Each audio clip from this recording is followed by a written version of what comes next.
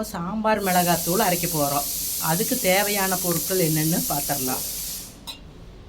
மல்லி, மிளகு, ஜீரகம், கடலப்பருப்பு கொஞ்சம், துவரப்பருப்பு, வெந்தயம், பெருங்காயம், கருகாப்பிள், கடுகு கொஞ்சம், மிளகாய்.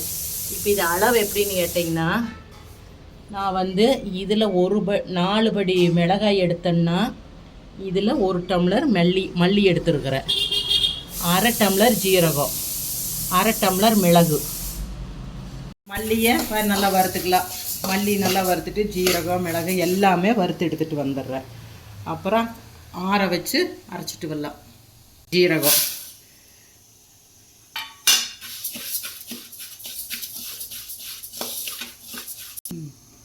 ஜீரகம் இப்போ வறுக்கிறது நல்லா வறுத்து எடுத்துக்கலாம். எல்லாமே நல்லா வெயிலில் காய வச்சு மறுக்காய் எடுத்து கொண்டாந்து இப்போ வறுக்குது. அளவு அதை நான் சொன்ன அளவு போட்டிங்கன்னா நல்லா இருக்குது.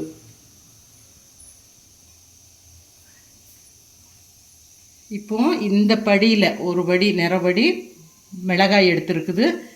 இந்த டம்ளரில் 1 டம்ளர் 4க்கு 1ங்கிற மாதிரி இதில் 4 படி மிளகாய், இதில் 1 படி 1 டம்ளர் மல்லி எடுத்துருக்கிறேன்.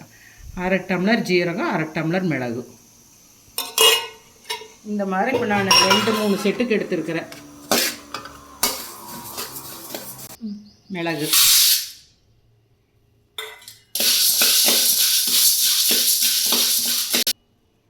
மிளகை நல்லா வறுத்து எடுத்துக்கலாம்.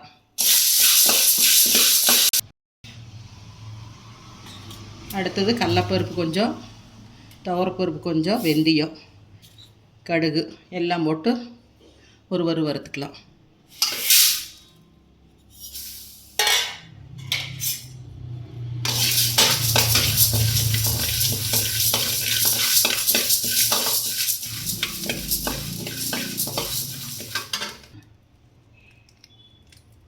பெருங்காயம் கட்டி பெருங்காயம் வாங்கி நல்லா இந்த மாதிரி இழுத்து தொட்டிங்கன்னா நல்லா போட்டு வறுக்கையில் நல்லா பாலாட்டம் உருண்டு போட்டுக்கலாம்.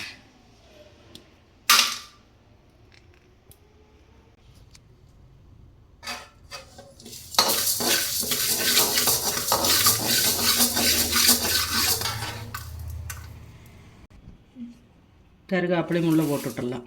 நல்லா மொறுன்னு.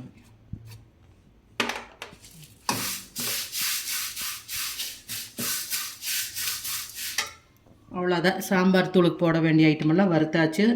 இதை நல்லா ஆற வச்சு அரைச்சிட்டு எடுத்து காட்டுறோம் பாருங்கள். இப்போது மிளகாய் வறுக்க போகிறோம். அதுக்கு கொஞ்சம் விளக்கெண்ணெய் ஊற்றிக்கணும், காண்டாலம் அடிக்காமல் இருக்குது.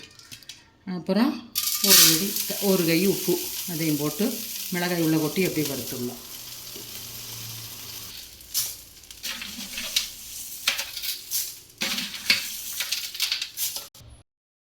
இப்போது காய வச்ச மிளகாயை இப்படி 1க்கு 2 இடித்து போட்டு வறுக்கிறோம். இப்படி வறுத்து அரைச்சிட்டோம்னா மிளகாத்தூள் நல்லா இருக்குது. அதுக்கோசரம் இப்படி வறுக்கிறது.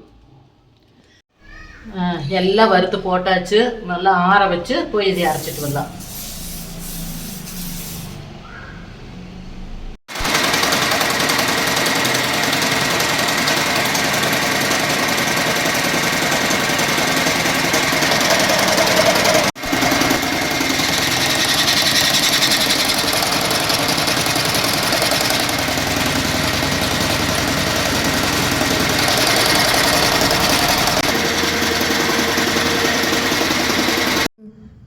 ஹலோ ஃப்ரெண்ட்ஸ், இப்போ நம்ம மிளகாயெல்லாம் வறுத்தமெல்லாம் அதெல்லாம் அரைச்சிட்டு இப்போ சாம்பார் பொடி ரெடி ஆகியாச்சு.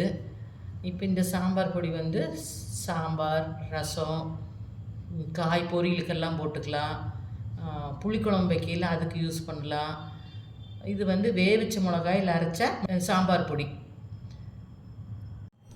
இந்த மிளகாத்தூள் என்ன சிறப்புன்னு கேட்டிங்கன்னா, இது வேவிச்ச மிளகாயில் நம்ம அரைச்சிருக்கிறோம்.